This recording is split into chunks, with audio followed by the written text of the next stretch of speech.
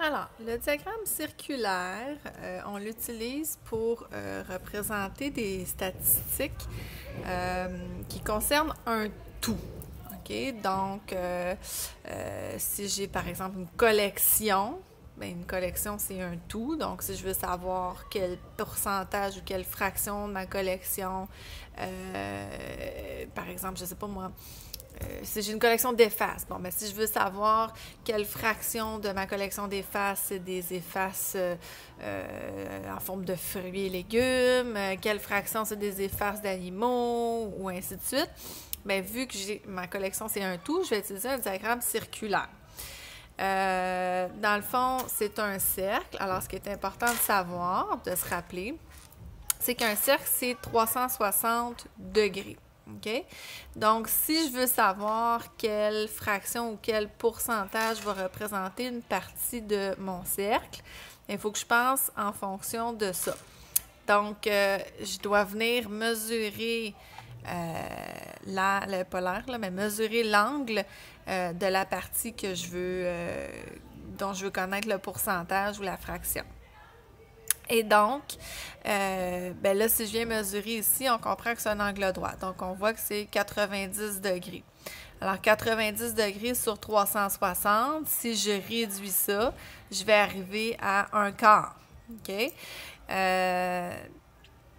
Si je veux faire l'inverse, si je veux venir, moi, mettre par exemple ici 30%, je veux faire une part de cercle qui vaut 30%, bien, je vais faire 30% de 360, parce que dans le fond, mon tout, c'est 360 degrés. Alors, je vais faire comme on fait toujours là quand on fait une fraction de quelque chose. 360 divisé par le dénominateur, ça veut dire 3,6, que je vais multiplier par le numérateur 30. Donc, je vais devoir faire une ouverture de 108 degrés pour avoir une part qui vaut 30%. Ça, c'est quand on est rendu à le dessiner. Si je veux le lire, si je veux interpréter mon diagramme, bien, souvent, je peux y aller par déduction. Donc, bien évidemment, une moitié, je pense que tout le monde, on reconnaît quand c'est la moitié. Donc, on peut dire une demi, on peut dire 50%. Ici, on reconnaît aussi le quart, c'est la moitié de la moitié, qui est aussi 25%. Après ça, on peut y aller par élimination, parce que des fois, ils vont nous donner certains pourcentages, c'est à nous d'aller les placer. Alors, si on me dit que roman, c'est, je sais pas moi, là, 40%, BD, c'est... j'essaie de voir à peu près 30%. Bon, poésie 10%, puis documentaire 25%. Ben, et que moi, je dois aller les placer, ben, on s'entend que mon 10%, c'est mon morceau le plus petit, mon 40%, c'est mon morceau le plus grand, et ainsi de suite. Donc, pour aller placer dans le tableau combien les grosseurs, je peux me servir aussi, donc, des indices.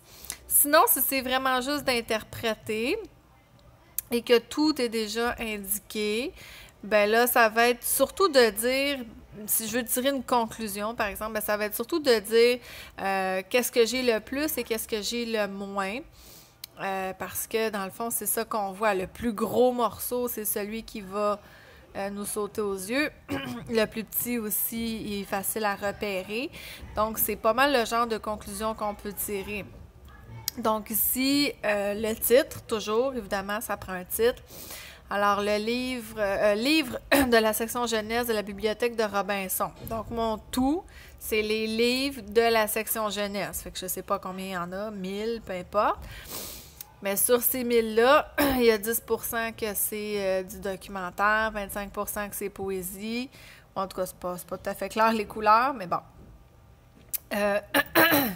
Donc, la conclusion que je pourrais tirer, c'est que dans la section jeunesse de la bibliothèque de Robinson, la majorité des livres, ce sont des romans, si on pense que roman, c'est cette couleur-là. Là. Je pourrais dire que ce qui est moins populaire, c'est les documentaires, toujours si on pense que c'est cette couleur-là qui va avec celle-là. Donc, c'est le genre de conclusion que je peux tirer quand je regarde un diagramme circulaire.